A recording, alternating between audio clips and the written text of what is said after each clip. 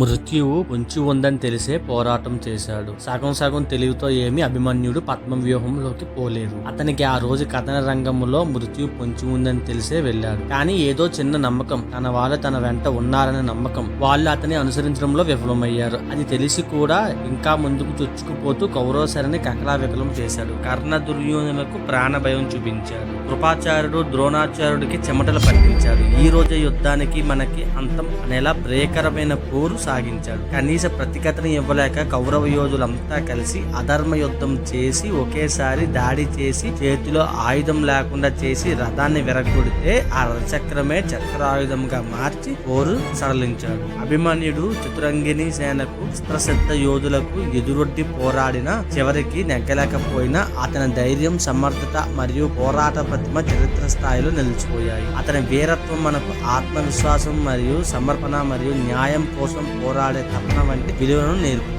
చావు అయితే వచ్చింది కానీ వీరత్వం మాత్రం చరిత్రలో సంపూర్ణ అక్షరాలతో లిఖించబడింది. ఒకసారి పని మొదలు పెట్టాక ఎంత ఇబ్బందులు వచ్చినా దాన్ని విడవకూడదు. మన ఒంట్లో ఓపుకున్నంత వరకు పోరాడాలి. ఎప్పుడూ మనతో మన వాళ్ళు ఉండకపోవచ్చు. లక్షలాది కౌరవ సేనల మధ్యలో ఒంటరిగా అభిమన్యుడిగా నువ్వు కూడా మిగిలిపోవచ్చు. కానీ వెనుచూపగా పోరాడిన వాడే చరిత్రలో తన పేరును రాస్తాడు.